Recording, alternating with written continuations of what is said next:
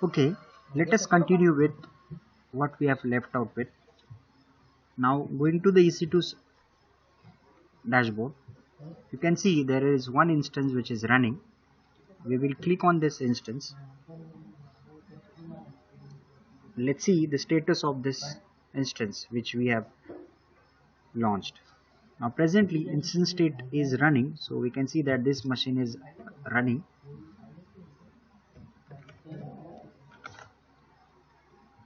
and there are certain other things which are associated with the instance, including instance ID, instance type, that is nothing but t2.micro that we have selected, right? Then checks which has been done, which is successfully completed. Then no any alarm has been set. Public DNS which is associated with this. Okay, this is used for accessing from outside world. And there is IPv4 public IP address which is associated with, which what we have seen that while launching that instance there is one configuration called as auto assign public IP address. So by default it is enabled, means what, whatever you launch using the default configurations with AWS accounts, so that you will be able to get a public IP address for that instance or a resource, so that you will be able to connect from the outside world. Now the key name that we have given as a web server, that we wanted this machine to work as a web server. Monitoring is disabled, there is a launch time, and there is one more thing that we have done as a customized security group which is created, called as a web DMZ. Okay, here you can see when you click on that web DMZ, you will be able to see the rules that we have added. That there is two rules which are added. One is RDP protocol, which is by default enabled, and there is an HTTP traffic if we wanted to set up a web service on that. So HTTP service is enabled, so that you'll be able to send HTTP request to this machine. Right now there is one more information which is given for that instance, where you can see that there is a public DNS, instance ID, and everything. Okay, there is private IP address which is associated with this machine. Means what, this machine has been launched inside the sub network under the availability zone of VPC, where it has already been given an IP range. Within that, this IP address has been allocated, but the public IP address is for accessing this machine from the public internet, because as we know that the private IP address which can be used inside the local area network, but which is not routable on the public infrastructure or a public internet. So that's what we need, an IPv4 which is there. Okay, then there is a VPC ID, which is nothing but we have launched this resource under this VPC. This is a virtual private cloud, right? Then there are certain details called as, this is a platform details, Windows, key pair name. Wait, this is very important. This key pair that you have to use for your next communication with your instance, and other services which are other particular details are also available. Now let us see how to get, now this machine has launched. Let us see how to get connected to this machine. For that we have to see what are the options to connect this Windows, as such this is a Windows operating system, so we need to see what are the options to connect to Windows operating system. So let's say I'll click on connect option. Here you can see that there is a standalone RDP client, okay, which you can download this file from here as well. And there is a public DNS which is accessible from any network through which you are connected to the internet. This you can use, or else you can use a public IP address as well. Username by default for Windows machine in AWS infrastructure is a administrator. And now this password that you have to get. Now how to get this password? If you click on this password option, there is a browse option which will help you to decrypt your password. Now what to be browsed in this key pair part is nothing but your key that you have used for login, okay, while launching that operating system, or that you have created at that key pair. So that key pair that we have created is nothing but our Windows server key pair, okay, which I have kept it on the, let's say, desktop under this AWS folder. Here you can see this web server named Keypair. .pem is the extension of the Keypair, which I am selecting it.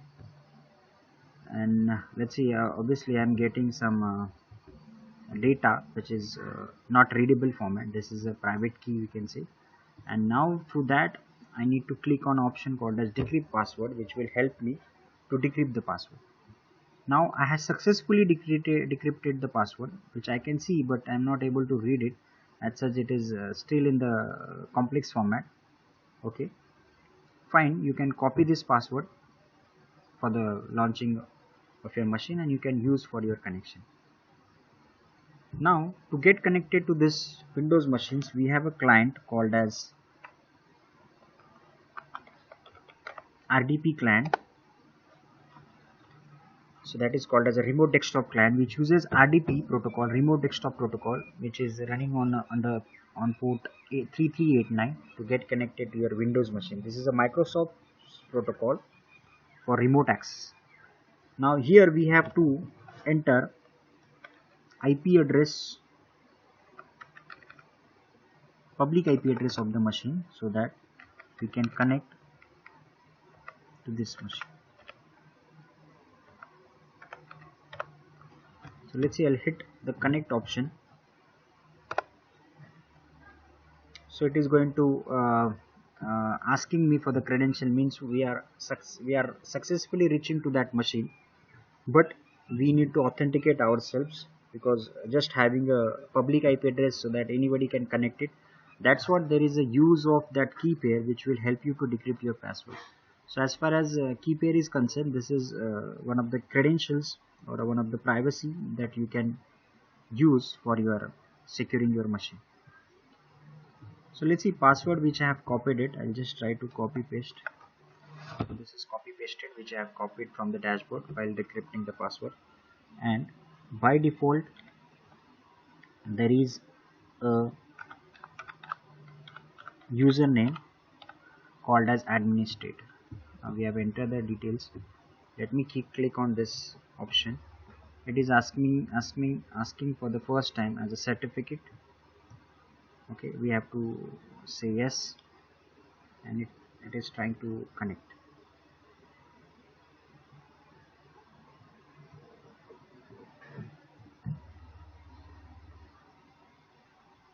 Now let's see, you can see that there is a black screen, means what? There is a Windows operating system which is running inside the cloud. We are connected it remotely using a remote desktop connections. So Microsoft prefer GUI access to the machines. Okay, as far as Windows operating system usage is concerned. But if you could see, there is open source operating system like Linux or Amazon machine instances or any Ubuntu operating systems, where you'll be accessing those machines, okay, using shell access, which we'll see how to access these machines using a shell or a command line access. So based on your network connection, that is a public internet, the machine is going to get loaded. As far as cloud is concerned, it has to work whatever you have given as a default configurations.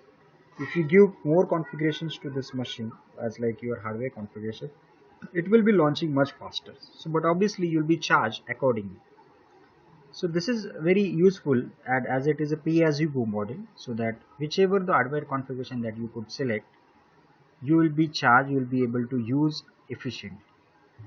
So this is what exactly the Windows operating system, that you get connected and you will be asked certain notifications. Let's say we say yes, we want to allow some discoverable things and all. Now here you can see that there is a public IP address which is there. Now this operating system is not your Windows 7 or 8. This is Windows Server operating system. So you have many things which are associated with this. Now here also we can see a lot of things which are very useful. That is a host name, instance ID, public IP address is also there, and as I told, there is a private IP address because this machine is running inside your private network, only the public IP address which is auto assigned to this machine for the public internet access. But if you are already there inside this network, that is a private network, so once you are in then there is no need of this public IP address as far as you are not connecting or you are not accessing this machine from the public internet. Sometimes we keep certain machines in the public in IP address which is connected or which is exposed to the outside world, and some machines which are in the private subnets which is only for, let's say, database purposes, where the public machine which is accessible will be connected to the private for storing or for accessing certain database features to show to the users through a public interface. Then there is an instance size which I showed you, that is T2.micro availability zone south 1A that we have chosen, architecture that is a processor architecture AMD 64, total memory that is a RAM which is 1 GB, so performance is low to moderate because we have not selected such a high configurations. And here you can see the server manager where you will be having certain roles as far as Windows Server operating system is concerned. So you get actual your physical machine which is running in front of you, so you don't need to worry about it.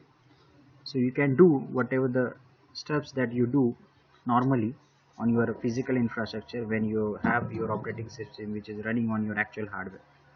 Only here you have the choice which operating system you can use and how many operating system that you can launch within the fraction of second. I'm closing this. I've already closed this machine, so the connection is closed, but the machine is still running. So till the time the machine is running, you will be charged. So Amazon charges you on an hourly basis. So whenever your hour gets over, you will be charged as per the hourly charge being applicable. This hourly charge slightly differ depends on the region that you select, right? So if you are done with your work, let's see, so you have an option to either to either to terminate the machine or either to shut the machine so that you will be used for the next time when you want to get connected. So that is called as instance state. So obviously the machine is already started, the start is not being highlighted. So there is a stop option, reboot in case if you have done something and you wanted to apply it to the settings, then you can try this reboot option, but presently we are not going for a reboot. Stop, if you stop it but still the machine is there, if you have any things which are associated with that machine which is chargeable, and you will have to pay for that. So this machine also, this particular feature also presently we are not going to touch to that because we are not stopping it, because we have already used it, we have seen how to access it. So we'll go for termination, means what, I do not want to use this machine again, so I'm just terminating it. So if I want to keep used for next features or next configuration that I would like to do, then I can go for reboot or stop option so that I'll be continuing with this machine. So presently I'm just done with the demo part to access this Windows machine, so I'm not going to do anything on that. I just showed you how to access this machine, so I will prefer this option called as terminate. So I'll click on terminate. So this will erase everything, okay, whichever the configuration that you have done. That IP address is also being released, okay, and the EBS volume where you have kept certain data on that volume is also being deleted as soon as your instance is being terminated. So let's say I'll close this option, terminate.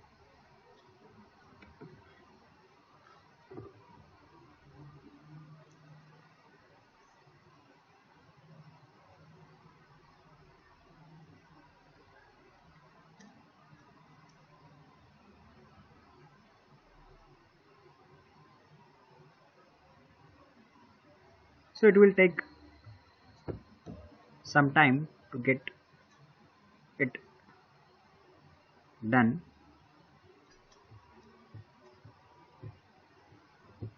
As like your physical machine does. So we have already given an instruction, so it is done. So terminated, the instance state is terminated, so you will not be able to use this machine again. Even you cannot start that machine also because it is terminated, and you won't be charged also because it's perfectly terminated.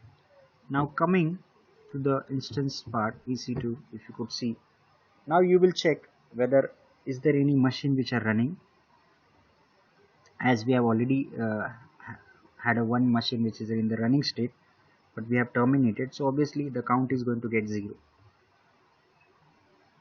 So again, let's see, if you want to launch any other operating systems, the same procedure